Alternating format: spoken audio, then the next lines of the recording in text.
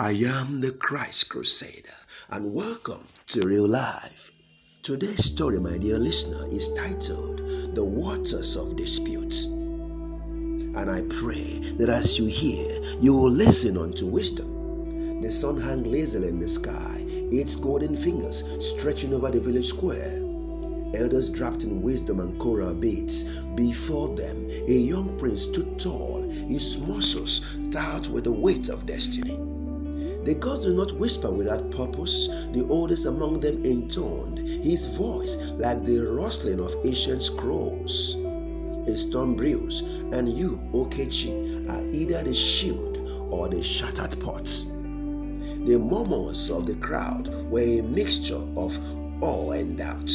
What if he fails? One elder whispered.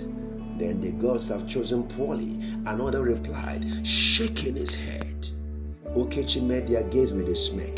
Then the gods should prepare to be impressed.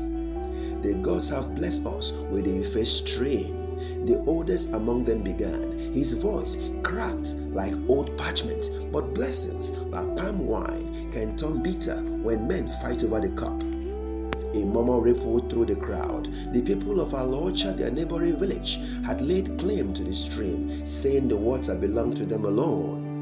For years, the two villages have shared it, but now they sharpen their blades instead of their wisdom. This is madness, one elder spat. Madness or war, the choice is ours, another countered. Okechi's fingers caught into a fist. He had trained to be a warrior, but today, war felt like the dullest of solutions. He exhaled sharply and smirked. Perhaps the gods wants to see if we are wise enough to share what they gave freely, but wisdom, like peace, was often a hard thing to hold. So what do you think Okechi should do, my dear listener? Would it be cowardice if he wisely negotiated? Give your thoughts as we continue in this story. There was a storm gathering miles away. In the heart of Alocha, another fire burned, one of anger, not counsel. Beneath the shadow of an ancient tree, the warriors of Alocha stood, their eyes flickering like the flames before them. At the center stood Obum, a man who knew war better than peace. We had bent our backs to kindness for too long, he growled, his voice thick with frustration. We fetched water alongside them for generations, and now they wish to claim it for themselves. A murmur of agreement swept through the warriors. The stream runs through our land first, one man argued. Then it flows into theirs, another countered. Obum's eyes darkened. Water that flows does not belong to one man. But let them know, if they wish to claim it with force, we shall answer them with the same. The wind shifted. Somewhere an owl hooted. A warning, a prophecy, my dear listener. What do you think? The stream was old, older than their quarrels, older than their ancestors. And yet, men would rather spill blood than share what the gods have given freely. My dear listener, be wise how you hear as a leader. More than one voice speaks to every heart. Be wise in your heart, my dear listener. Love bless you. Dawn arrived, heavy with the scent of rain and something sharper, expectation. Okechi stepped forward, meeting Obum's glare with an unreadable expression. Will you stain this water with blood, or will we drink from it together? Okechi asked, voice steady. Obum smirked. You speak of peace as if it's easy. Okechi nodded.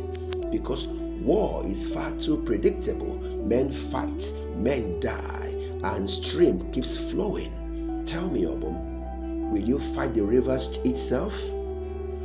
A silence stretched between them. The warriors shifted, waiting.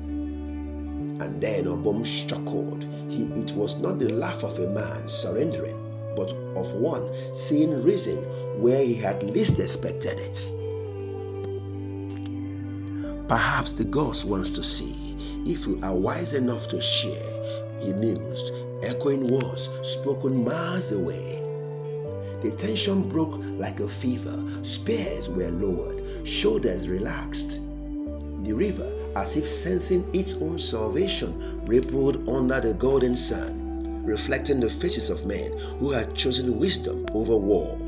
And so, my dear listener, like the river that carves its path through stone, not with force, but with persistence, so too must we train our minds to choose to love even when the current of anger and pride threatens to sweep us away. Love is not weakness, it is wisdom.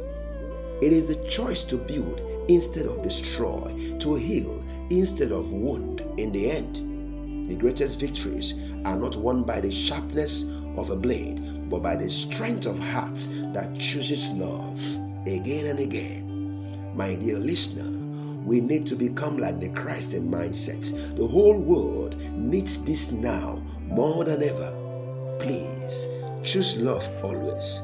Talk to you in the next story.